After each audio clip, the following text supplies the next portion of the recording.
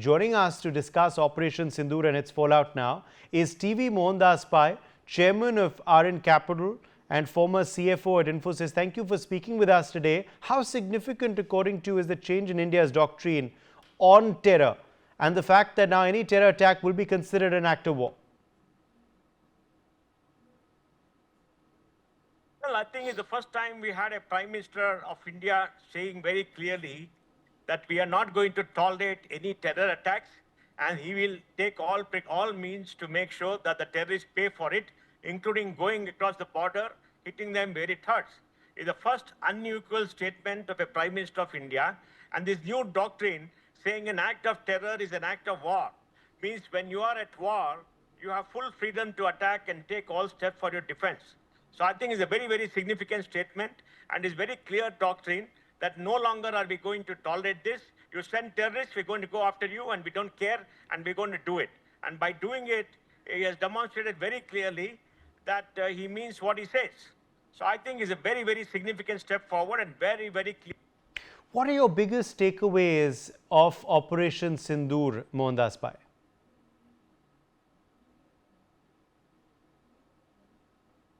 Well, the biggest takeaway is the precision and the planning that India did. India took her time. She planned properly, hit 9 targets. That means we know all the training centers of all the terrorists in Pakistan. We are tracking them regularly. We know where they are, what they're doing. And we hit 9 targets all at once. The precision with which they were hit and the records that we got, we did not cross the border. We sent our missiles.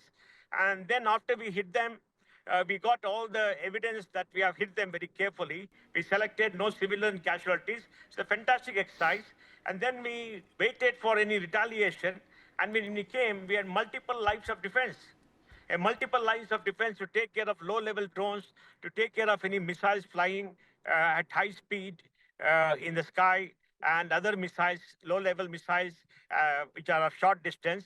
And we had multiple levels of defense, and none of the levels of defense were breached, and it worked. And our ability to retaliate against what Pakistan did again by massively bombing their defense infrastructure for the Air Force was fantastic. And the restraint that India showed to say that this is what we want to do, this is what we'll do, you hit us, we'll hit you back 10x, and we have done that, etc. And then hitting that place, that Kilana Hill or whatever it is, which is where they have the nuclear warheads, supposedly nuclear warheads, hitting them and showing them you are defenseless, we can come when we want, we can hit you where we want, when we want, at time of our choosing. That was the biggest message. And the restraint showed that, we're very focused, we're going to do what we have to do, and that is it. I think that is fantastic. This showed the kind of technology, planning, precision, targeting, and all the forces working together to say that we are done. I think. Do you also believe that Operation Sindoor has shown all Indians the true face of Western media, the way they are whitewashing Pakistan? Yes, we know the Western media has been biased against India for long for various reasons. Because in Pakistan, most of them get easy access to all the top people. They're fitted, their hospitality is very good. They're probably given a lot of goodies to speak their own language. And they feel very big and great there. Whereas in India, they come like any other media and nobody cares a damn. Nobody says they're special. And some of these white journalists think they're God's own creatures when they go to emerging markets. And they should get direct access to everybody. They're part of the elite there. Even though in their own country, they don't carry any weight. And now their ego gets bumped up. And you saw a lot of them there. You saw the CNN man mouth inanities, mouth the propaganda of the Pakistanis. It's so funny. The CNN person was saying, this is what Pakistan said. Then Pakistan turned on CNN has said that planes have been shot down. I mean, it's so ridiculous. And the lies were totally exposed. The credibility of all the Western media has now been demolished, especially in Pakistan. And it's been seen by everybody. And in social media, we see so much a push. Not just Pahalgam, forces also avenging IC-814 through this attack, 26/11 through this strike. Why do you think it took us 26 years to take out terrorists like Rauf Asghar, Mohandas Pai? Well, it took us 26 years because they did not have Prime Minister Modi. We had a Prime Minister earlier who was afraid to decide, who did not decide, was afraid to strike, and who thought the Pakistanis really want peace. The Pakistanis don't want peace. They build on hatred for Hindus. We know that. We can see the utterances. There is a religiously dominated jihadi force. They acknowledge it themselves.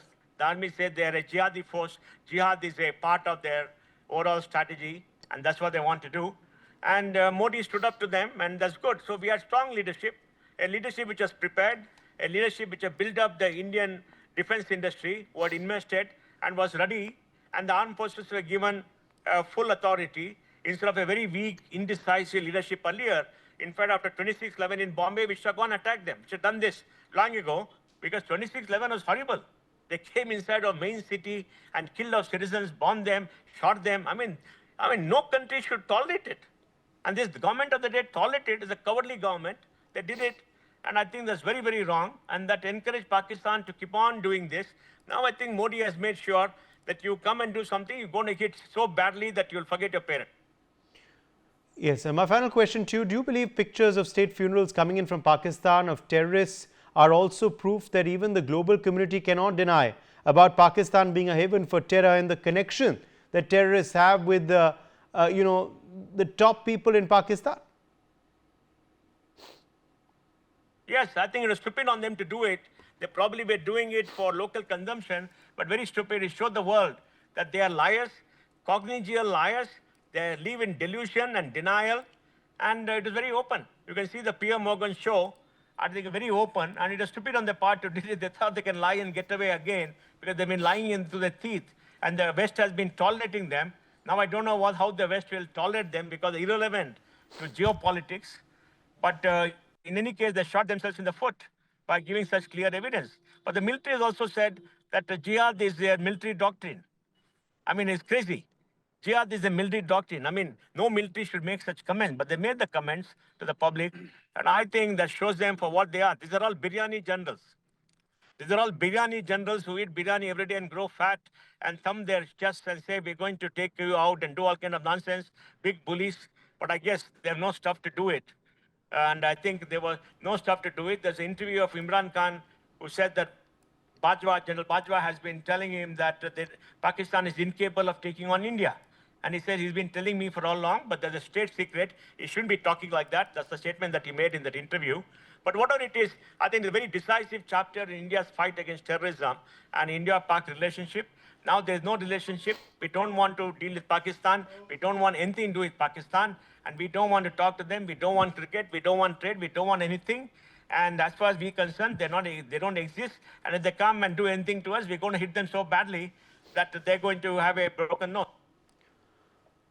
All right, Mohandas Pai, I appreciate you joining us with your perspective on that big story. For more such videos, subscribe to the NewsX YouTube channel, hit the bell icon.